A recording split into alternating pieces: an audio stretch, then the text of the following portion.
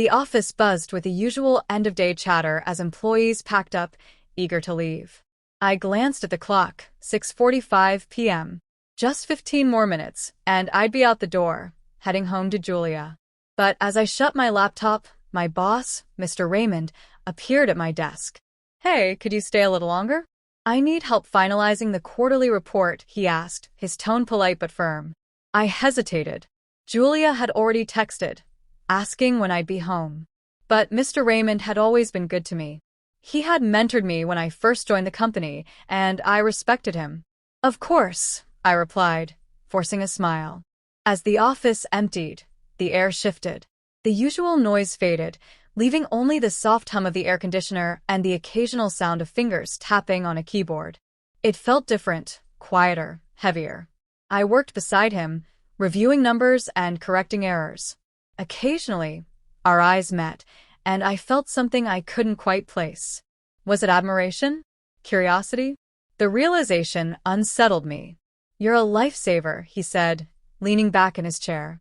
"I don't know what I'd do without you." I chuckled, trying to keep things light. "Just doing my job."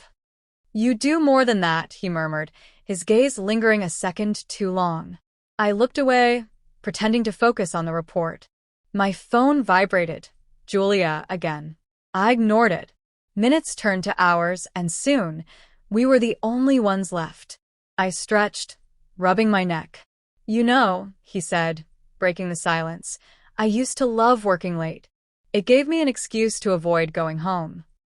His words carried weight, but I wasn't sure if he wanted a response. "Why?" I asked, keeping my voice neutral.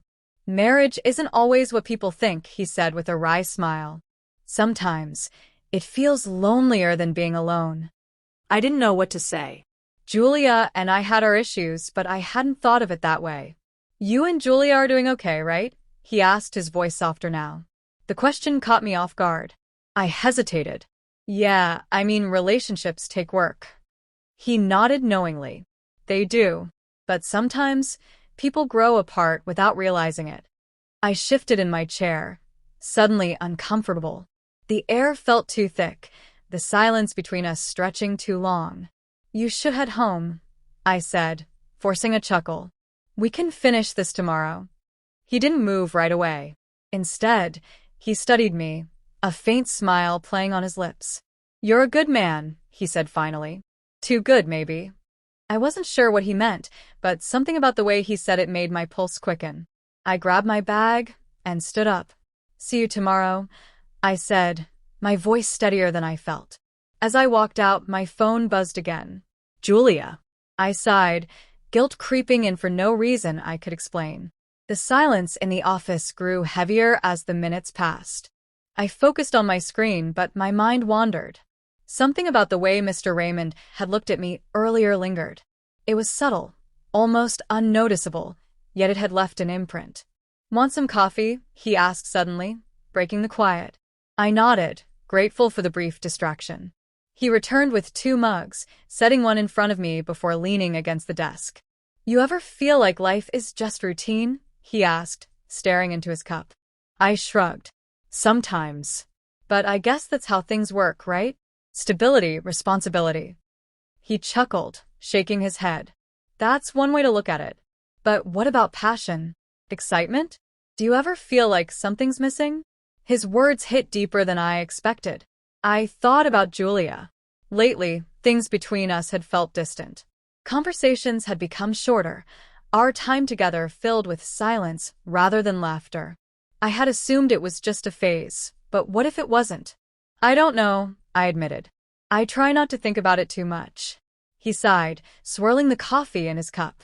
"I used to believe love lasted forever. That if you found the right person, everything would stay the same. But people change. And sometimes, love fades before you even realize it's gone." I wasn't sure if he was talking about himself or if he was trying to tell me something. Either way, I felt drawn in, like I was part of a conversation I hadn't meant to start. "You and Julia, you're happy?" he asked again, this time more intently. I hesitated. "We have our ups and downs. Like any couple." He studied me for a moment, then smiled. Not the kind that reached his eyes, but one filled with understanding. "You're a good man, you know that?" I let out a small laugh. "You said that before." "Because it's true," he said, his voice quieter now. "But sometimes, even good people deserve more than what they settle for." Something shifted in the air between us. I felt it, and I knew he did too. It was unspoken but present, lingering in the space that separated us. I cleared my throat, glancing at my watch. "It's getting late. We should wrap this up." He nodded but didn't move. "I like talking to you. It's easy." I forced a smile, trying to ignore the way my heart was racing. "Yeah, same." The weight of the moment pressed down on me. I wasn't sure what was happening, but I knew I was on the edge of something dangerous. And yet I didn't move. Neither did he.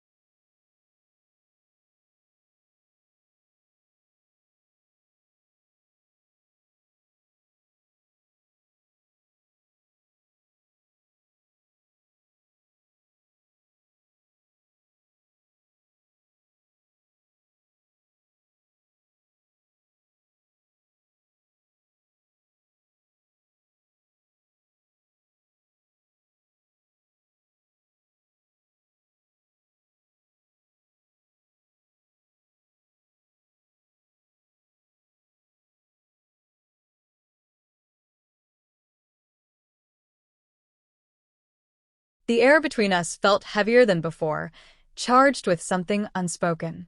I told myself it was just a late night at the office, just a conversation. But deep down, I knew better. Mr. Raymond set his coffee down and looked at me with an intensity that made my pulse quicken.